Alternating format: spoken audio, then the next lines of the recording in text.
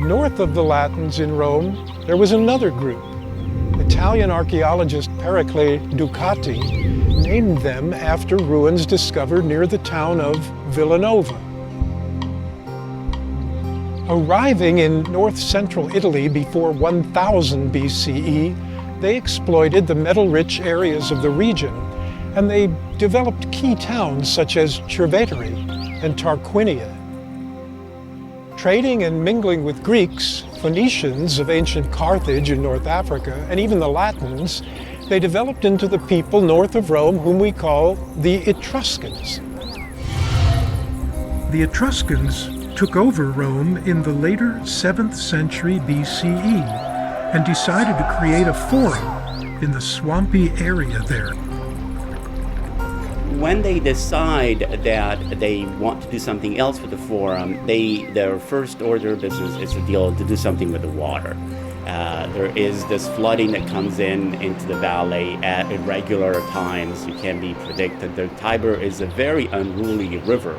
It was a river that really created enormous problems for the city of Rome throughout its history. So the problem is the valley is big, and so you need a lot of dirt or other material to fill it up. The other, of course, big piece of architectural work is the drainage under the forum, the so-called Cloaca Maxima, the Great Drain, that had to be built at the same time when the forum was built. And the only problem is archaeologically it has been patched up and built and rebuilt so many times, and it's still working today as a major storm drain in that area of the city.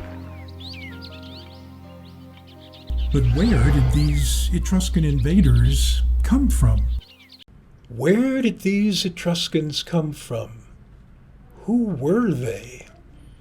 In the mid-20th century, the distinguished Etruscologist Massimo Palatino of the University of Rome demonstrated continuities in tomb construction and pottery between the Villanovans and the later people we're now calling the Etruscans.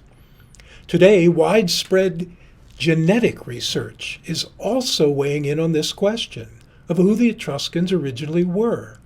But it's a difficult problem.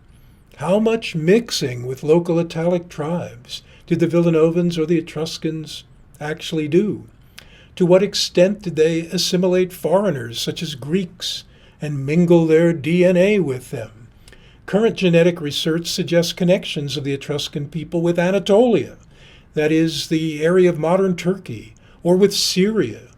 These analyses don't all agree, and the dispute over the absolute origins of the Etruscans continues. In part, the question about Etruscan origins is age-old. Herodotus in the 5th century BC went about talking about the story of the Lydians who had to divide their population, and half of the population got on a ship and sailed to Italy and landed on the Italian shores and came off these ready-made Etruscans. And there's no archaeological evidence that supports this. In fact, we have plenty of archaeological evidence that says that Etruscan culture was born on Italian soil. If we look at them in terms of material culture, then they're incredibly complex. Things are coming from all over the Mediterranean. There are things from the Near East. There are things, their art looks very Greek at certain points and looks very non-Western at others.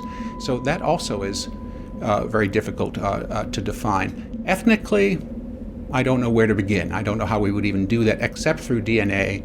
And I think the DNA evidence is absolutely fascinating. But I think it's a little early yet. There's so little of it. I think that the data is very questionable. The sampling is also very questionable. I suspect within a few decades we will have all sorts of new evidence.